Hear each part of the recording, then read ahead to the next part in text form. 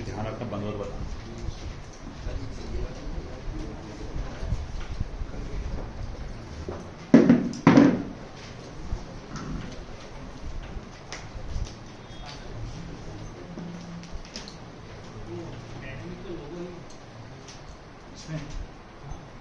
नहीं है शायद, नहीं इसमें इमरान सर को ट्रांसफर कर देंगे। चलिए इंस्टेंटेनियस एक्सेलरेशन का देख रहे थे। आई थिंक लास्ट वाला question, displacement of a particle at the function of time is given by h is equal to alpha plus beta t plus gamma t square. यही आया ना। चलिए ठीक है, फिर आगे बढ़ते हैं हम लोग। अगला क्वेश्चन इस तरह से आ रहा है, बहुत आसान सा क्वेश्चन है।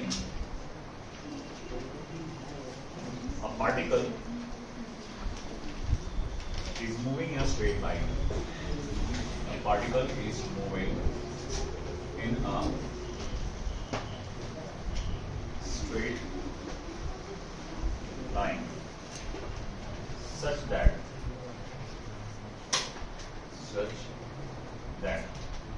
s is equals to t cube minus 3t square plus 3t plus 2 meters। तो आपको कहा गया है, number 1, find velocity when acceleration is 0। इसके बाद दूसरा, find acceleration when velocity is 0। वैसे दूसरे का जवाब तो तभी पता चल जाता है जब अपना पहला आंसर लिया जाएगा, बट फिर कैलकुलेट करके तो देखना ही हमको कि हो सकता है हमको ये ज्वाइन करके तो नहीं सेपरेटली पूछेगा ये क्वेश्चन। ठीक है, तो उसने बोला है आप क्या करो, वेलोसिटी पता लगाओ। कब की? जब एक्सेलरेशन 0 होगा। सेकंड्स में क्या बोला? एक्सेलरेशन पता लगाओ जब वेलोसिटी 0 होगी। दोनों पे हम ट्राई करके देखेंगे। सबसे पहला काम, आपके पास डिस्प्लेसमेंट की इक्वेशन दी गई है, आप डेरिवेटिव लो, वेलोसिटी और एक्सेलरेशन दोनों की इक्वेशन बनाओ। पहले वेलोसिटी बनाते हैं। तो ये क्या हो जाएगा? 3t स्क्वायर माइनस 60 प्लस 3, और वो तो 0 हो जाएगा। अच्छा, एक्सेलरेशन की इक्वेशन क्या बनेगी फिर? 60 माइनस 6, इजंट इट? तो ये हमारे दो इक्वेशंस बन गए, one of velocity and another of acceleration. Now as per the first condition has been asked find the velocity, है ना, व्हेन एक्सेलरेशन इज 0। तो हम लोग सबसे पहला वाला पार्ट, हमको वेलोसिटी निकालना है जब एक्सेलरेशन 0। तो एज पर गिवन कंडीशन, जो आपकी गिवन कंडीशन है उसके मुताबिक एक्सेलरेशन 0 डालना है हमको। इसका मतलब 60 माइनस 6, इसकी वैल्यू 0 डालना है। इसका मतलब t की वैल्यू क्या हो जाएगी बेटा? 1 सेकेंड। ये माइनस 6 हो जाएगा प्लस 6, 6/6 दैट इज 1 सेकेंड। अब t की वैल्यू 1 सेकेंड होगी। अब ये t की वैल्यू डाल दो आप वेलोसिटी की फॉर्म में। देयरफॉर फ्रॉम 1 v इक्वल्स, देखो डाल के क्या आंसर आता है बताओ? क्या आंसर? 0। दैट्स करेक्ट, आंसर 0 आ जाएगा, क्योंकि t की जगह 1 आएगा। 1 का स्क्वायर क्या होता है? 1 ही होता है। और 3 1 जा 3, 6 1 जा 6, तो 3 माइनस 6 प्लस 3 0 होता है। तो ये पहला जवाब मिल गया आपको। और दूसरा जवाब, आपको निकालना है वेलोसिटी जब एक्सेलरेशन जब वेलोसिटी 0 होगा। तो एज पर गिवन कंडीशन, अगले दिए गए कंडीशन के मुताबिक वेलोसिटी जो है वो 0 है। इसका मतलब ये जो इक्वेशन है 3t square minus 60 plus 3 equals to ये 0 है। एक काम करो, इसको 3 से डिवाइड कर डालो। तो t square minus 2t plus 1। अगर ऐसा रहा तो जनरली क्वाड्रेटिक इक्वेशन से सॉल्व करना पड़ता है, मगर क्वाड्रेटिक इक्वेशन पे बढ़ने से पहले आप देखो क्या ये किसी का स्क्वायर होता है, मतलब बोलते हैं ना a minus B whole square का फॉर्मूला। क्या इस तरह से किसी a माइनस बी का होल स्क्वायर का फॉर्मूला बन रहा है? t माइनस 1 का होल स्क्वायर, दैट्स करेक्ट। अगर मैं t माइनस 1 का होल स्क्वायर करूंगा तो ये ऊपर वाला फॉर्मूला इक्वेशन बनेगी। तो मतलब ये जो है t माइनस 1 होल स्क्वायर है। अगर ये t माइनस 1 होल स्क्वायर है तो स्क्वायर रूट ले लो, तो स्क्वायर रूट लेने पे t माइनस 1 इक्वल्स टू 0। इसका मतलब t की वैल्यू क्या है बेटा? 1। वंस अगेन t की वैल्यू 1 ही मिली हमको। अब ये वेलोसिटी के फॉर्मूले में डालेंगे, सॉरी एक्सेलरेशन क्या निकालना, क्या है एक्सेलरेशन निकालना है ना। तो एक्सेलरेशन के फॉर्मूले में डालूंगा मैं 6 multiply by 1 minus 6 once again. वैसे मैंने आपको बोला था कि अगर पहला जवाब मिल गया तो दूसरा वैसे ही पता चल जाता है, क्योंकि एक्सेलरेशन 0 था, वेलोसिटी 0 है। इसको उल्टा भी देखोगे तो लॉजिकली यही समझ में आ गया कि वेलोसिटी 0 तो एक्सेलरेशन 0 है ना। बट ऐसा है कि एग्जाम में अगर ये सेपरेट पूछेगा तो एग्जाम में साथ में तो नहीं पूछेगा, इनमें से कोई एक ही पूछेगा। तो इस तरह से दोनों सॉल्व करना आना चाहिए। लिख दी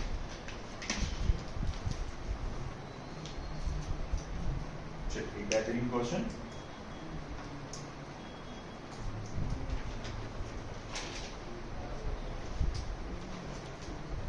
displacement of a particle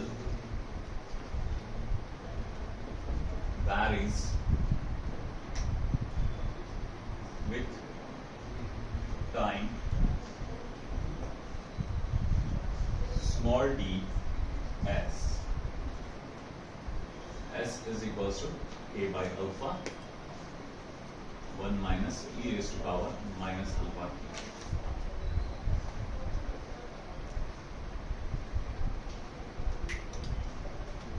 Find initial velocity and initial acceleration. Initial velocity का भी पता लगाइए, initial acceleration का भी पता लगाइए। If k and alpha are constants, k and alpha are constants, k और alpha आपस में क्या है? Constants. K and alpha are constants.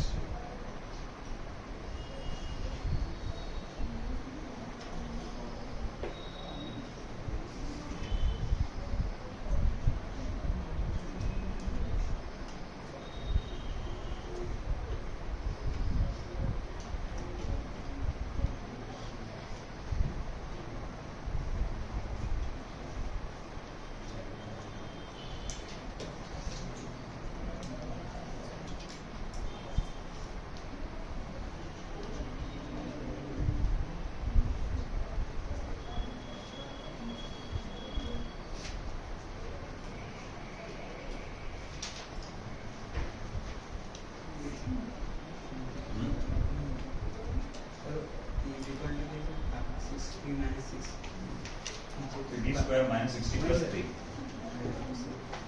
60 minus 6 equals to 0 implies, इसका मतलब है t equals to 1 second, है ना। माइनस 6 को उधर ले जाओ प्लस 6 हो जाएगा, है ना। और ये 6 मल्टीप्लिकेशन में उसके साथ डिवीजन में आ जाएगा। 6 by 6 कितना होता है? 1। तो इसका मतलब t की वैल्यू वो हो गया। अब चलिए ये देखिएगा, जबरदस्त क्वेश्चन है ना। एक पार्टिकल है जिसका डिस्प्लेसमेंट इस तरह से बताया जा रहा है, आपको इनिशियल वेलोसिटी और इनिशियल एक्सेलरेशन दोनों पता करना है। चलिए बढ़िए, हाँ करा आया क्या? इनिशियल वेलोसिटी कितना?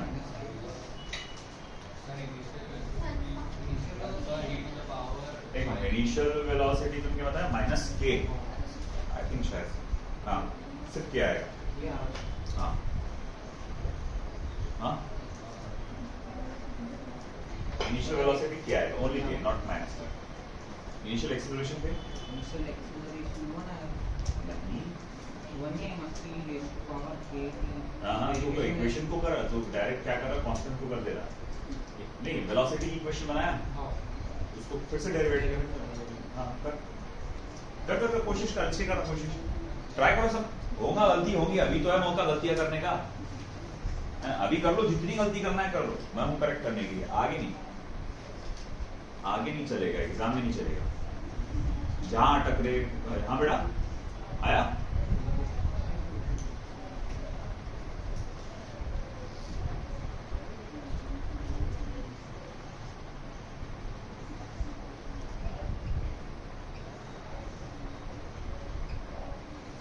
भैया देखो सबसे पहले तो क्या करो, के अल्फा को अंदर मल्टीप्लाई करो, तो k upon alpha minus k upon alpha in raise to power minus alpha T.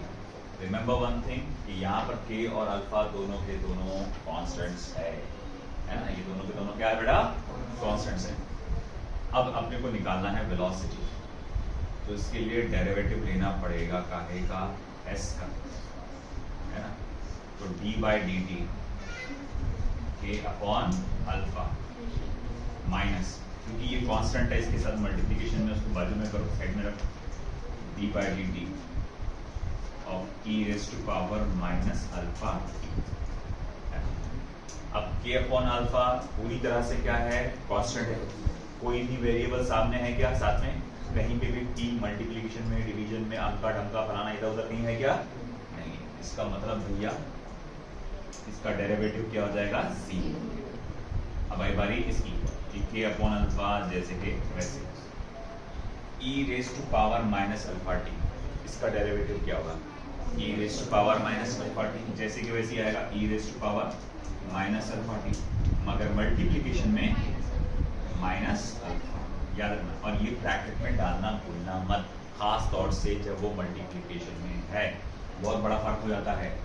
3 multiply by -2 कितना होता है, -6। और ये ब्रैकेट ना लिखने का मतलब क्या होता है, मतलब बदल जाता है ना। ब्रैकेट में नया ना लिखने का मतलब क्या हो जाता है कि भाई 3 को 2 से सब्ट्रैक्ट किया गया, और ब्रैकेट के अंदर लिखने का मतलब क्या होता है, 3 को -2 से मल्टीप्लाई किया गया।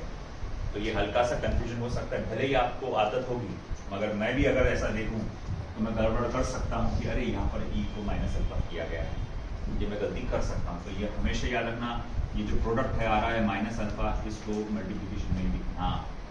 फिर आगे देखो बेटा क्या, ये अल्फा कैंसर, ये माइनस प्लस, तो वेलोसिटी की इक्वेशन क्या बनी आपकी बेटा, k into e raise to power minus alpha t, alpha तो क्या sorry, k into e raise to power minus alpha t. ये मेरे पास इक्वेशन बनी, काय की बनी वेलोसिटी। आपसे क्या पूछा हुआ है, इनिशियल वेलोसिटी, टी की वैल्यू 0 डालो, टी की वैल्यू 0 डालो, v equals to k into e raise to power 0 नहीं हो जाएगा ये, है ना। और किसी भी चीज का पावर अगर 0 रहो तो उसकी वैल्यू क्या होती है, 1। तो यानी कि भैया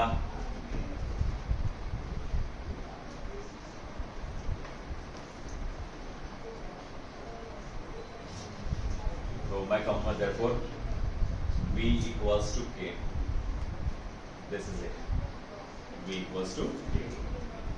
अब आगे हमको क्या करना है, एक्सेलरेशन कैलकुलेट करना है। एक्सेलरेशन निकालने के लिए वेलोसिटी का, इसका मत करना भैया, या इसका मत करना, ये तो 0 आ जाएगा फिर आंसर। आपको क्या करना है, आई लगा देता हूँ इनिशियल पीरियड, हाँ, इसका आपको फिर से डेरिवेटिव लेना पड़ेगा। तो देखो एक्सेलरेशन निकालने के लिए derivative of v with respect to t, k क्योंकि कांस्टेंट है तो उसे मैंने रखा बाजू में, है ना, e raise to power minus alpha t का derivative.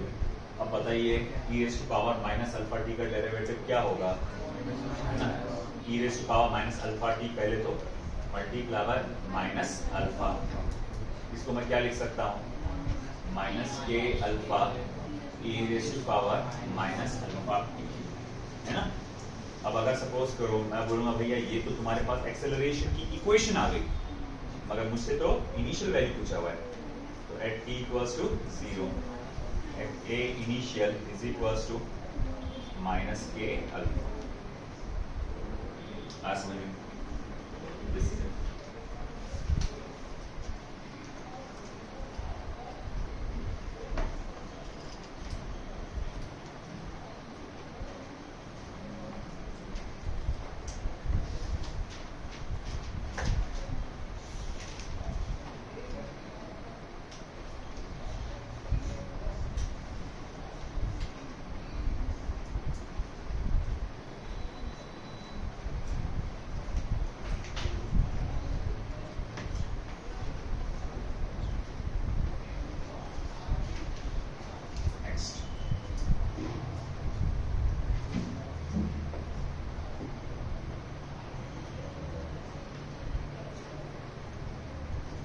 particle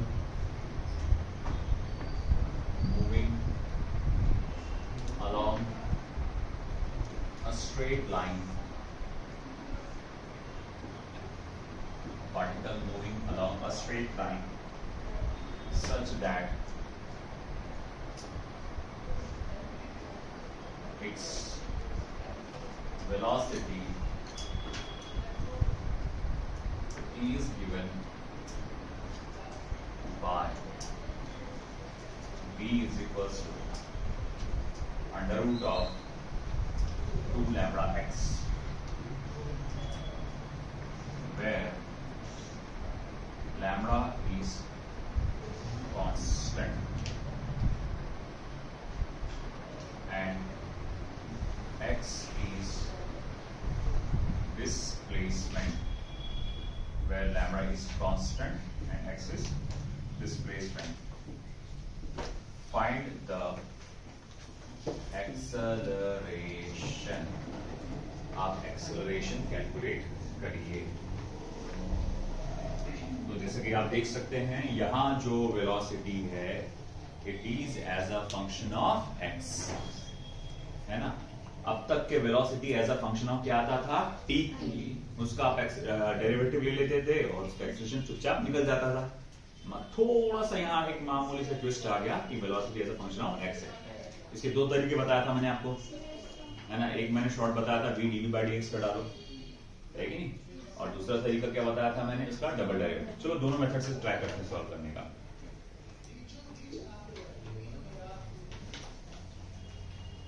let's go for क्या बेटा 2 लैम्डा x।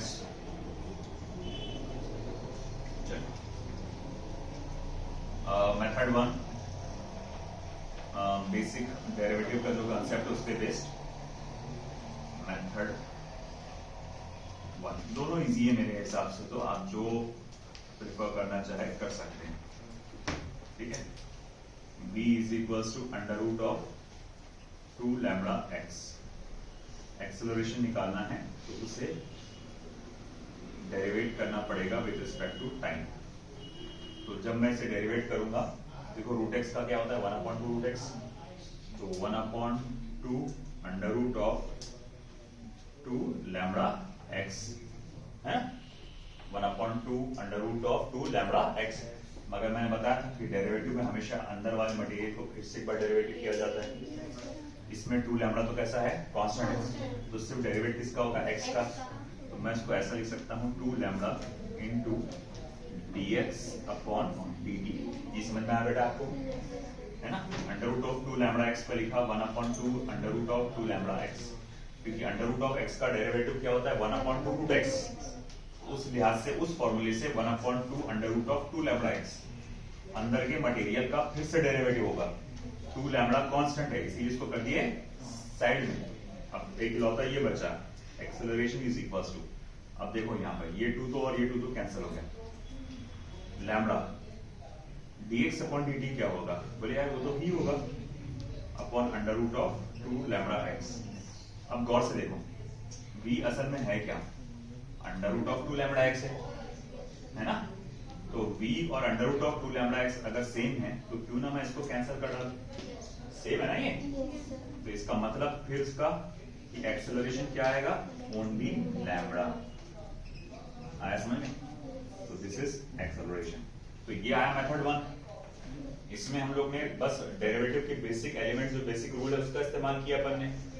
मेथड 2 जिसको आप चेन रूल कह सकते हैं, मेथड 2 इसके अंदर क्या है भाई, एक्सेलरेशन का फॉर्मूला क्या है, आप मैंने कहा था ऐसा रहा तो v dv by dx। तुम चुपचाप यहाँ v लिखो या v का फॉर्मूला लिखो, एक ही बात है। v लिखो या v का फॉर्मूला ये वाला लिखो, फॉर्मूला मतलब ये वाला, एक ही बात है। चलो मैं v रहने देता हूँ, क्या की लिखती मेहनत करूँ, dv by dx। उसको चुपचाप x से डिफरेंशिएट करो। तो अगर x से डिफरेंशिएट करना है तो फिर क्या आएगा 1/2 under root of 2 lambda x। अब अंदर वाला फिर से डेरिवेट होगा तो उसका वैल्यू क्या आएगा 2 लैम्डा, है ना। 2 लैम्डा dx अपॉन dx, चलो dx अपॉन dx होगा, वो 1 होता तो नहीं भी लिखे तो चलता, क्योंकि x का ही है ना वो इक्वेशन। तो चलो अब क्या होगा फिर 2 2 कैंसल, ये v और ये भी v है, ये भी कैंसल। देख एक्सेलरेशन क्या वजह से लैम्बडा है कि, तो ये भी आसान है और वो भी आसान है। अब आपको जो अच्छा लग रहा है उसको फॉलो करो, है ना। एक और क्वेश्चन ऐसा बना के दे रहा हूं मैं, आप सॉल्व करके दिखाओ। कोई दिक्कत आ रही है क्वेश्चन में समझ में नहीं आ रहा, मेरे से पूछो, आप लोग बता देता मैं अभी आपको। इत्मीनान से देख लो एक बार, और अगर कहीं दिक्कत आ रही है तो पूछ लो मेरे से।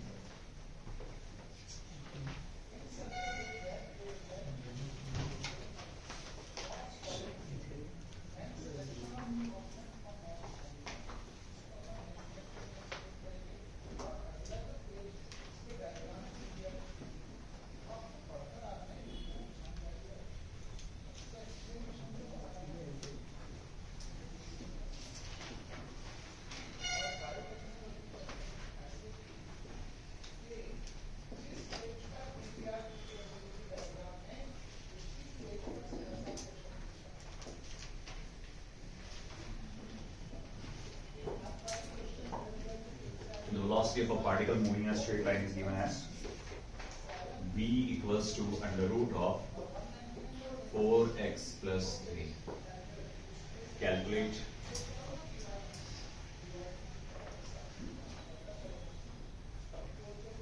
acceleration of the particle. चलिए, अब बताइए इसका आंसर क्या आएगा।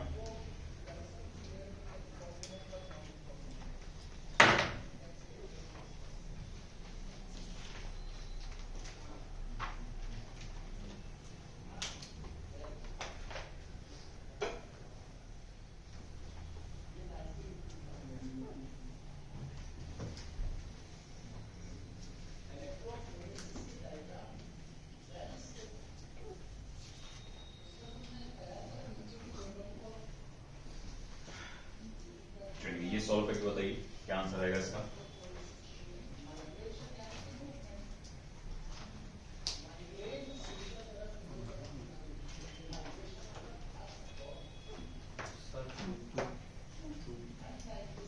टू करेक्ट, 2 मीटर पर सेकेंड। Very good. कौन से मेथड से किए? सेकेंड वाला। ठीक है, जो मेथड यूज करना है कर सकते हैं आप, एक ही बात है। चलिए मैं मेथड सेकंड का इस्तेमाल कर लेता हूं, क्योंकि velocity as a function of x है, तो मैं यहाँ v into d d by d x का फॉर्मूला इस्तेमाल कर रहा हूँ। मैं v जैसे के वैसे लिखूंगा, इसको डिफरेंशिएट करूंगा विद रिस्पेक्ट टू x, तो 1/2 रूट ऑफ 4x प्लस 3। फिर 4x प्लस 3 का डेरिवेटिव होगा तो वो 4 ही रह जाएगा बस, है ना। ये v और ये v, ये वाला पार्ट कैंसल, 4/2। बहुत आसान, 1 मिनट के अंदर होने वाला क्वेश्चन। चलिए, now the last question of instantaneous acceleration.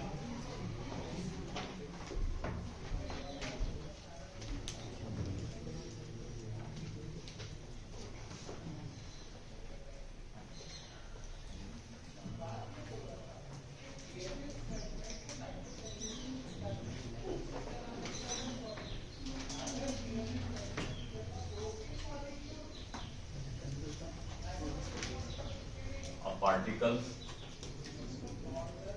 moving in a straight line such that its velocity is given by v equals to 1/1 plus t.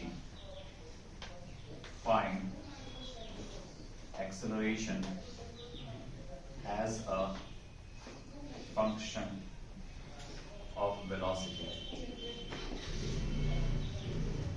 Find acceleration as a function of velocity. अक्सर एक question ऐसा भी पूछा जाता है find acceleration, अगर displacement की equation दिया हुआ है तो find acceleration as a function of displacement. मैं दोनों सॉल्व करके बताऊंगा, मतलब आगे इस क्वेश्चन को हल्का सा बदल दूंगा।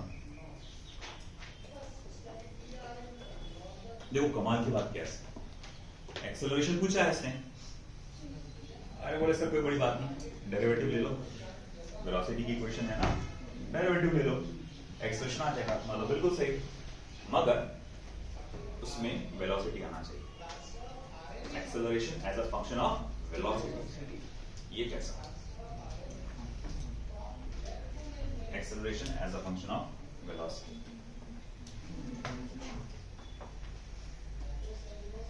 ये कैसे पॉसिबल है? जरा लगाओ दिमाग, सोचो क्या कर सकते हैं हम लोग यहाँ पे। यस एनीबॉडी, जेई वालों सोचो जरा क्या कर सकते हैं।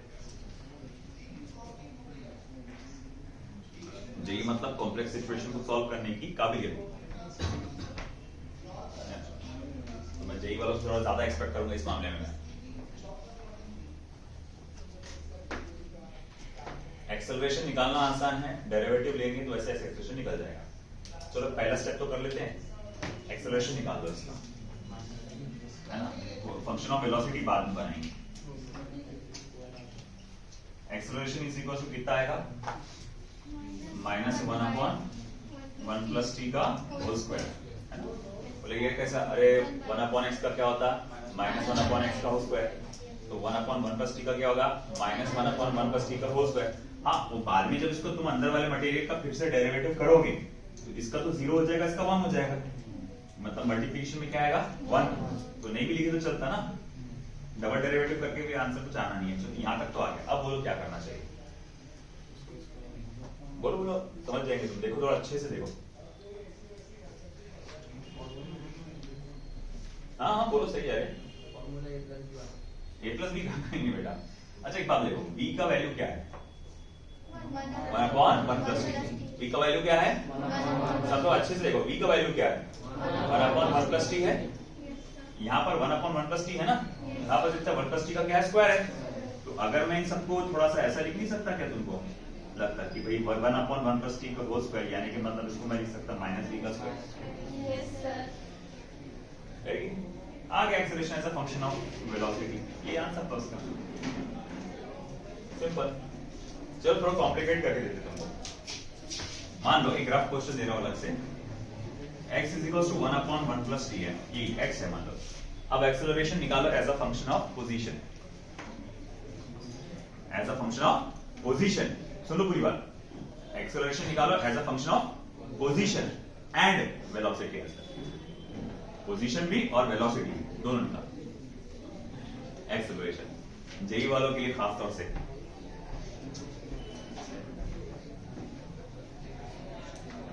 go for it.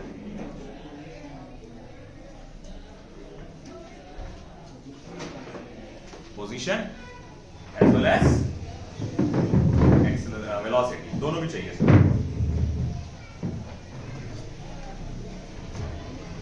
देखते हैं कोई निकाल पाता है क्या। इब्राहिम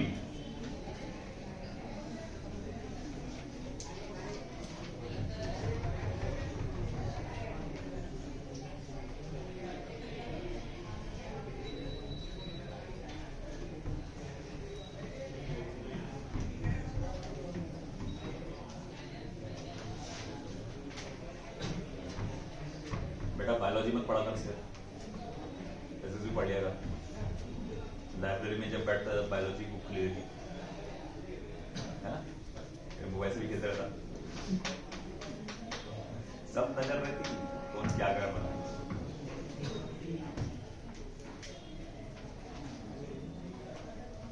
है किसी का।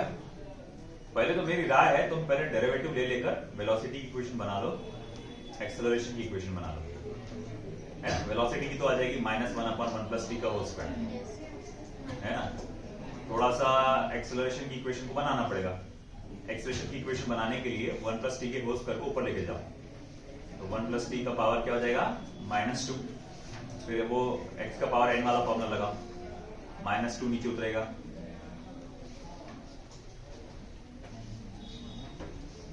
इस टाइप का एक क्वेश्चन है आपके इसमें मॉड्यूल में, इस टाइप का क्वेश्चन है।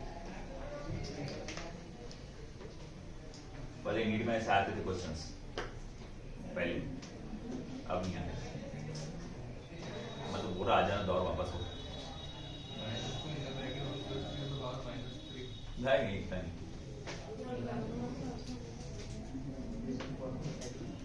चलो देखते हैं, तो आया कुछ बता एक्स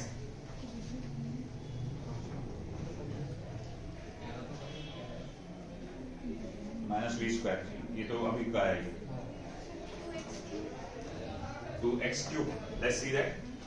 देखो सबसे पहले वेलोसिटी ली होगी तुमने, एक बार डेरिवेटिव लिए होंगे, तो ये आया होगा 1 + t का होल स्क्वायर, ये है ना, ये आ गया होगा आपका।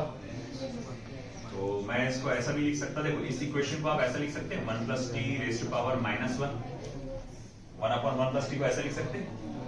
अच्छा वेलोसिटी को ऐसा लिख सकते हैं 1 + t raised to power -2 लिख सकते हैं ना आप ऐसा। ओके ओके चलो ठीक है।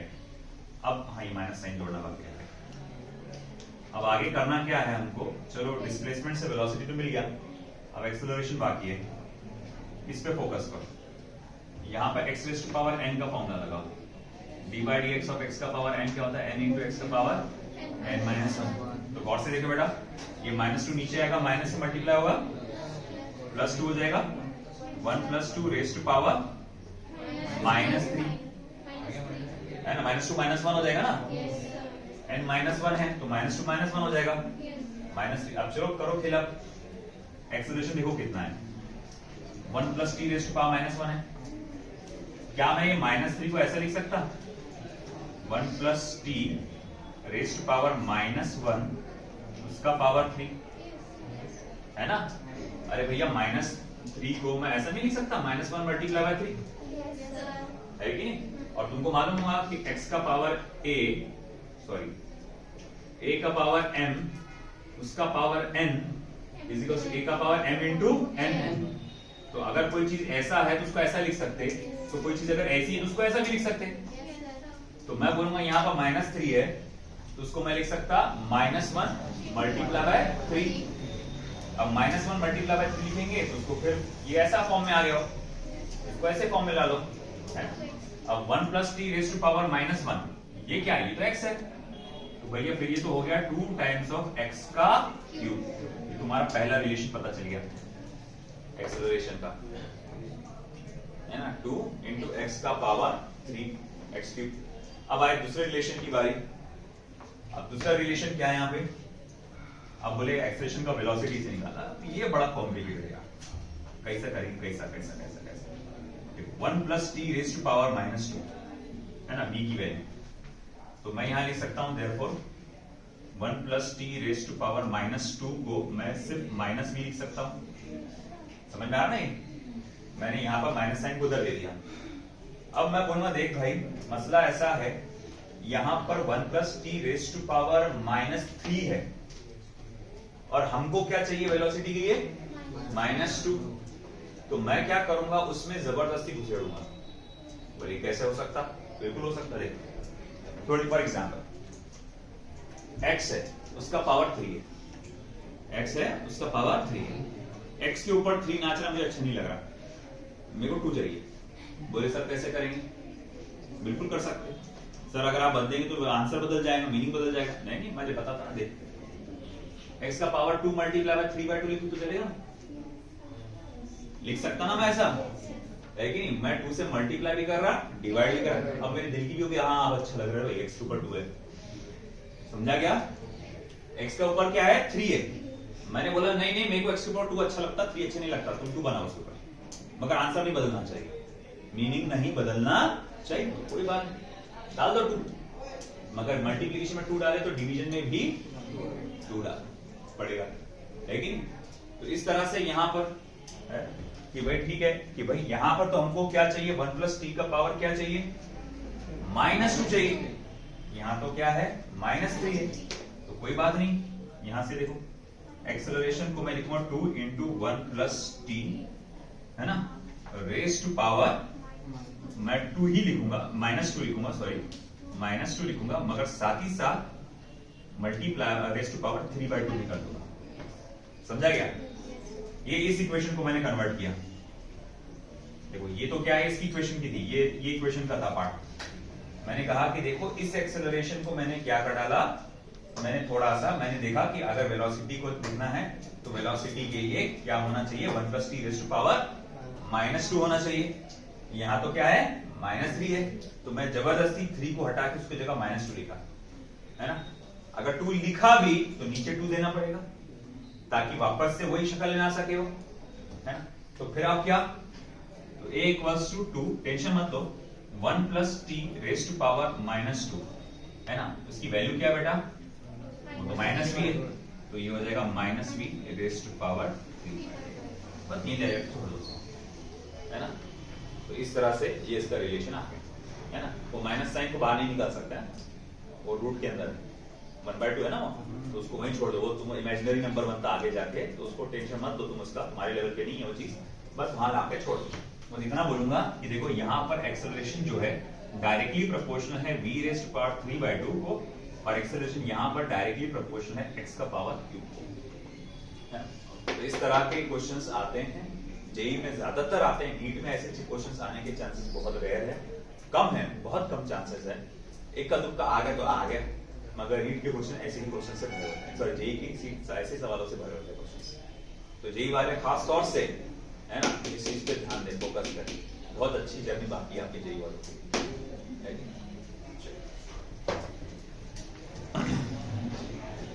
अबे ये क्या हो गया?